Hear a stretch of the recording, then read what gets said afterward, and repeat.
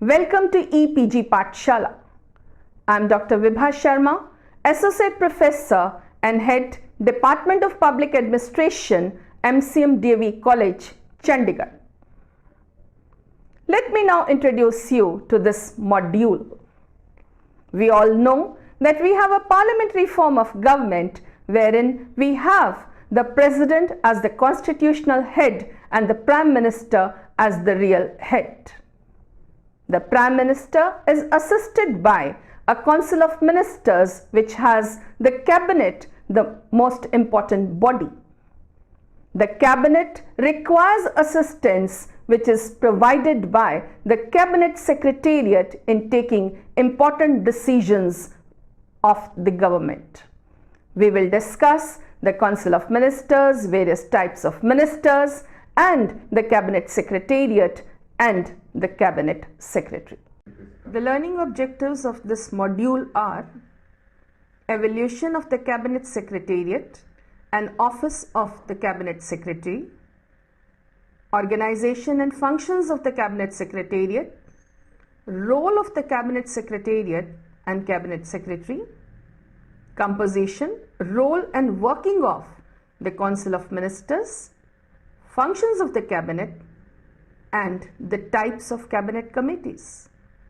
Let us now discuss the evolution of Cabinet Secretariat. The origin of the Cabinet Secretariat in India can also be traced back to the war operations of 1945. A coordination committee of the war resources and reconstruction was constituted by the Viceroy Lord Wavell for secretarial assistance to his Executive Council. On October 22, 1945, Lord Wavell, in a note to the Secretary of the State, Lord Patrick Lawrence, asked for his official approval. In this note, he refers to Sir Eric Coates setting up a small secretariat which may later be developed into a real council secretariat capable of serving the Executive Council and its committees. This secretariat was later to be developed into a full-fledged and proper Cabinet Secretariat. The Viceroy visualized the Secretariat as an agency of coordination and to develop into a real Secretariat of the Executive Council. The Secretary of State for India supported Lord Wavell's idea of a small secretariat. He felt that a political executive with a fair-sized secretariat of its own will function effectively. This secretariat functioned under Sir Eric Coates, and the Coordination Committee of the War Resources and Reconstruction of the Viceroy's Executive Council finally blossomed into the Cabinet Secretariat. H.M. Patel was appointed as the Joint Secretary of the Executive Council Secretariat, and when Sir Eric Coates was replaced by A.E. Potter as Council Secretary, the Executive Council Secretariat, Pandit Nehru personally favored a powerful Prime Minister's Secretariat, while Sardar Patel stood for a strong Cabinet Secretariat to develop parliamentary practices in India. H.M. Patel and V.P. Menon sought Lord Ismay's opinion in the matter, and Lord Mountbatten also wrote a personal note, leaving the position to Nehru's discretion. He, however, hoped that he will retain and use a proper Cabinet Secretariat. Realizing the gravity of the problem, Nehru accepted the Cabinet Secretariat as the final administrative arrangement. Let us discuss the organization of Cabinet Secretariat. The Cabinet Secretariat inherited its structure from the Secretariat of the Executive Council of the Viceroy. It is organized into three wings. First, the civil wing, second, the military wing, and third, the intelligence wing. The civil wing. The civil wing acts as the secretarial machinery for the Cabinet, secretarial services for various standing committees and ad hoc committees of the Cabinet, as also to a number of committees of secretaries which function under the chairmanship of the Cabinet Secretary. It also deals with the framing of rules of business of the Union government. The military wing is responsible for all secretarial work connected with the meetings of the Defense Committee, National Defense Council, Military Affairs Committee, a number of other committees concerned with defense matters. The intelligence wing concerns itself with matters relating to Joint Intelligence Committee of the Cabinet. In addition to the three wings, there is also a Joint Communication Electronics Committee located in the Cabinet Secretariat in 1977. Besides the Cabinet Secretary, there are three other secretaries in the Cabinet Secretariat. They head three wings respectively. First, Security, second, Coordination, and the third one, Research and Analysis Wing, commonly known as RAW. The Secretary Coordination is responsible for preparing agenda and other important papers for the Cabinet meetings. The Secretary Security is also an IPS officer who is responsible for the security of the Prime Minister and his colleagues. Secretary RAW is responsible for collation of external intelligence. An important organ of the Cabinet Secretariat emerged in 1988 in the form of Directorate of Public Grievances. This is an independent appellate body of a non-statutory nature. The Directorate entertains grievances from the public against the decisions and actions of the central government institutions like public sector banks, LIC, railways, post offices, telecommunications, etc. In 1997, the National Authority for Chemical Weapons was set up in the Cabinet Secretariat.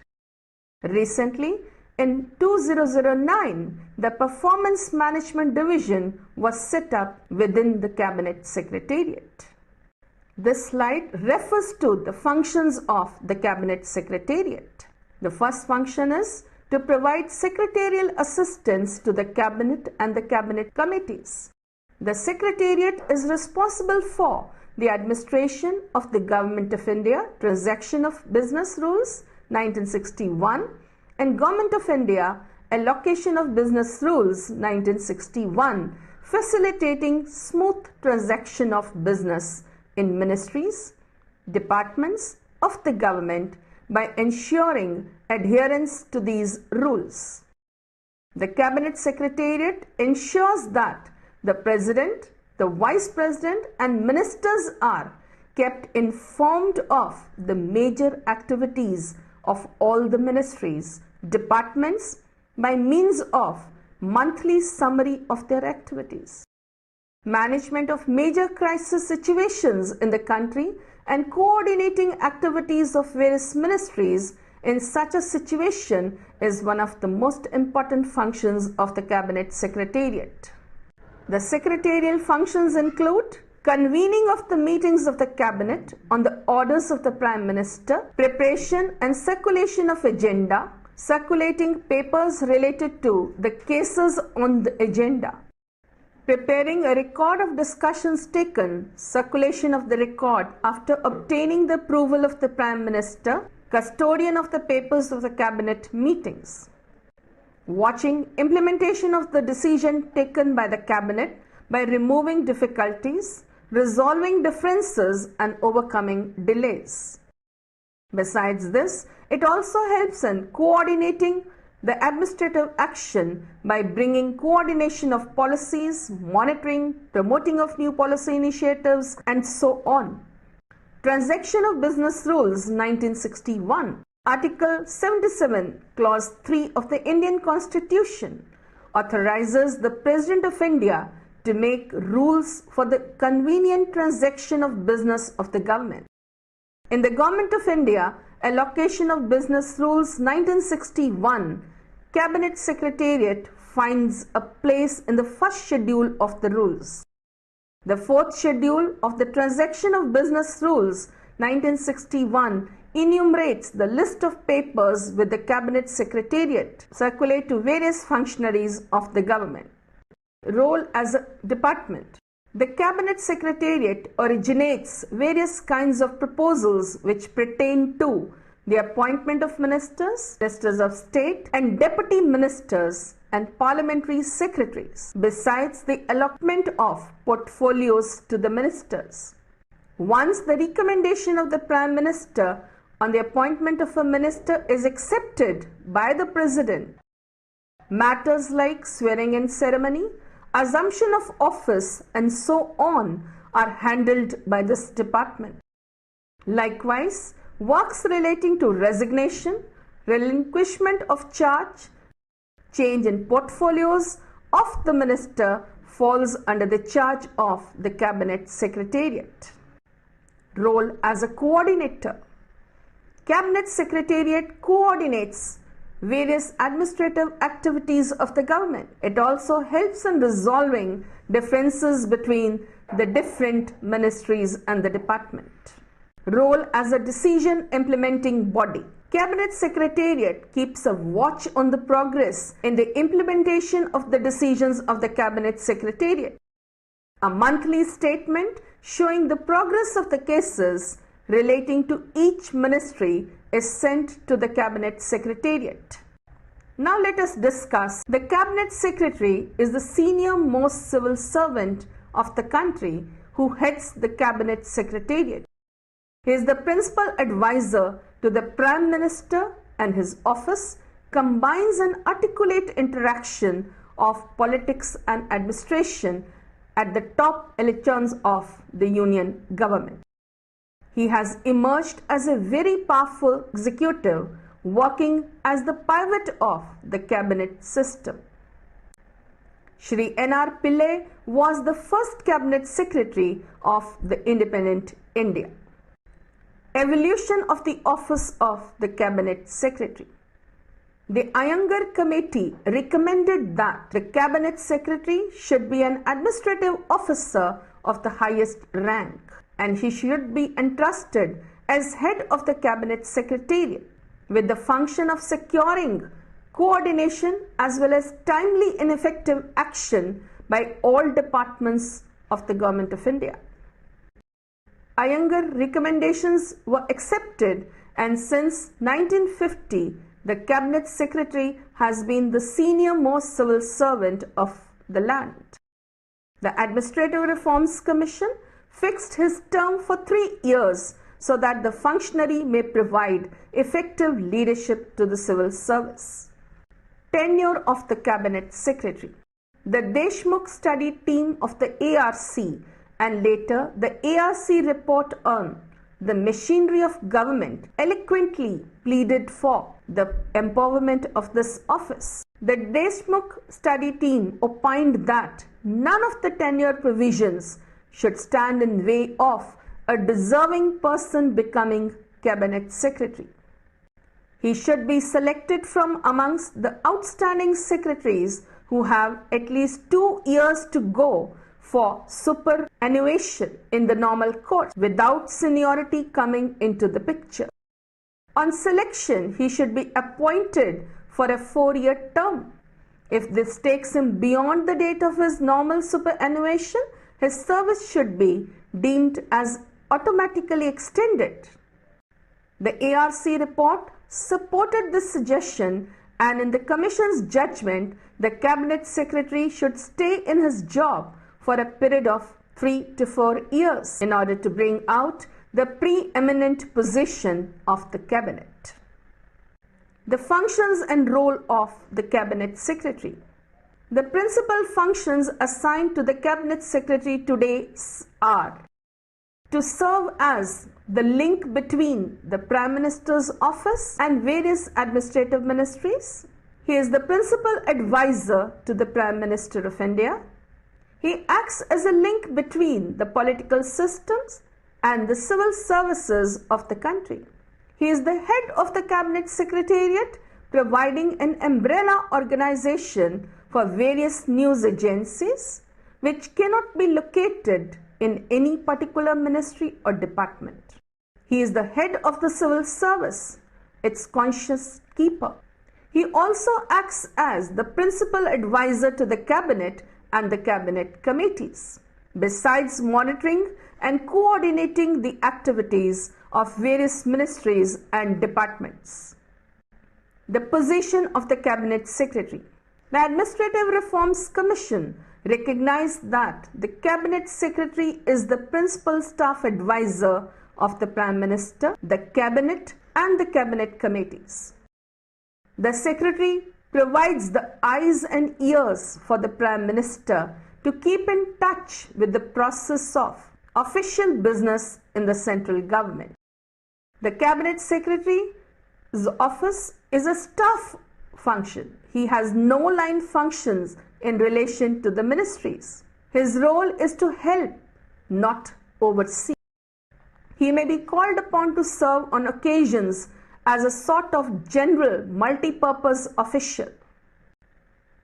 The Cabinet Secretary deals with cabinet affairs and keeps contact with the ministers. He remains in touch with these secretaries in charge of the different ministries. He keeps a vigilant eye on the smooth working of the system of communication and consultation of central government, but is not expected to control or supervise it. The Cabinet Secretary has no administrative authority to interfere, but being the senior-most civil servant, he is looked upon to offer leadership, guidance and consultation to the entire system. This slide depicts the Council of Ministers. Article 74 of the Indian Constitution provides for a Council of Ministers. It says that there shall be a Council of Ministers to aid and advise the President. The President functions in accordance with the advice rendered by the Council of Ministers. The composition of Council of Ministers.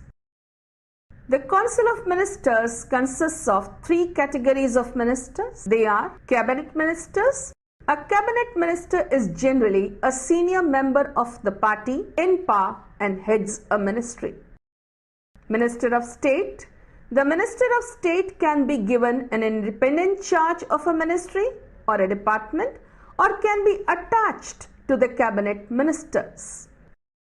The third one in this category is the Deputy Minister. A Deputy Minister works under the control of a Cabinet Minister or a Minister of State. Size of the Council of Ministers. Under the 91st Constitutional Amendment Act, the size of the Council of Ministers at the centre and the state cannot be more than 15% of the strength of the Lok Sabha or the State Legislative Assembly. The term of the office. According to Article 75, the ministers at the centre stay in their offices during the pleasure of the President, and they are collectively responsible to the House of People, that is the Lok Sabha. In normal circumstances, the maximum term of the office is 5 years. Within this period, they would continue in offices so long as they enjoy the support of the majority in the lower house. Council of Ministers, Cabinet. Cabinet is a small body comprising about 15 to 18 members. The Cabinet Ministers look after the most important portfolios like those of Defence, External Affairs, Home, Petroleum, Railways, Atomic Energy, Finance, etc. Functions of the Cabinet. Cabinet performs the policy-making functions of the government. All the major policies are decided in the Cabinet. Besides making policies, they also work towards the law-making functions of the government. No governments can function without finance. So, Most of the financial functions are also dealt with by the cabinet. Besides the above stated functions, the administrative functions also fall under the purview of the cabinet. No government can ignore coordination, so coordination is also one of the functions of the cabinet. Let us deal with the functions in detail. Policy making functions. All kinds of policies, national, internal, external, international, are made by the cabinet. Once the policy has been determined by the cabinet, it is for the ministry concerned to carry it out. Lawmaking functions. It is the cabinet which prepares the legislative matters, introduces them and pilots them through both the houses of the parliament. The annual budget is prepared by the cabinet, which determines what taxes are to be imposed and how the public revenues are to be spent under the financial functions. The administrative functions include all the major appointments reserved for action by the President under the Constitution, that is, Attorney General, members of Union Public Service Commission, Chief Election Commissioner, judges of the Supreme Court and the High Court, governors of the state, etc. These appointments are made on the recommendation of the Prime Minister and his cabinet. Coordination functions. To conduct the foreign relations, reception and dispatch of diplomatic agents, recognition or non-recognition of new states are the coordinatory functions of cabinet. Treaties are also negotiated and signed after the approval of the cabinet is obtained and Parliament is duly informed about these. Other functions. All important money bills are framed in the cabinet and are initiated and seen through in the legislature by it. The erstwhile Planning Commission and current Niti Aayog works in close collaboration with the cabinet.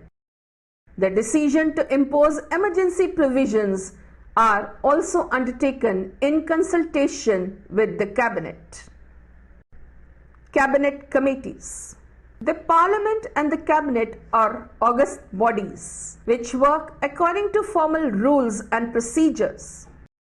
Moreover, administrators who are at the edge of the government are non-political functionaries, but they have relevant data and useful insights that can enrich the policies and enable the government to operationalize its agenda. The Constitution prescribes ministerial responsibility for administrative actions. Naturally, the administrators should be heard and controlled to explain their actions or lapses to the representatives of the people. A cabinet decision or a parliamentary enactment, including the budget, have to pass through several committee screenings to reach the adequacy and acceptability. Cabinet committees wield real power of decision on less important general policy matters. Other matters which must be dealt with within the cabinet are also whittled in the committees. Only the delicate and complex points or those on which ministers differ remain for discussion by the cabinet. What has saved the cabinet as the central decision-making body is the elaborate network of cabinet committees which have acted as clearing house. Committees enable ministers to bargain and compromise with each other, and this reduces the work, the pressures of the work upon the cabinet. Consequently, the cabinet is left free to devote itself to more important matters of the country. The committee system safeguards the principles of collective responsibility. So, the ministers of state and deputy ministers who are not members of the cabinet are members of one or more committees. This is the way in which they can and are brought into a closer association with the work of the cabinet. The public servants are called upon by the committees to justify their proposals and comment on problems under review. The committees also act as collective check on individual ministers and on the Prime Minister too. Effective coordination is one of their major contributions to the government. Types of cabinet committees. The N. Gopalaswamy Iyengar report on the reorganization of the machinery of the central government stressed upon the need of division of labor and effective delegation. He suggested that there should be a distinction between the three types of the committees. The types of the committees are ad hoc committees. The ad hoc cabinet committees settle specific problems submitted to them and are automatically dissolved as soon as the task is fulfilled. Standing committees. The standing committees are regarded as a part of the permanent machinery of the government for which appropriate secretariat organization may be provided on a permanent basis. Subcommittees. Subcommittees are formed from within the committees to deal with specific matters. This slide provides a list of the cabinet committees. For example, you have Cabinet Committee on Political Affairs, Cabinet Committee on Appointments, on Drug Abuse Control, Minority Affairs, Expenditure, Infrastructure. The number is long, the list is long. This is the concluding slide, wherein I'll conclude and summarize whatever we have studied today. We have studied about the central government, the Council of Ministers, something about the cabinet, and a lot of information about the cabinet secretariat and the cabinet secretary was given in this particular module. We have seen that despite having a number of political functionaries, we have the administrative functionaries who collect the data, provide information to enable these political functionaries to run the government in an efficient manner. Thank you very much.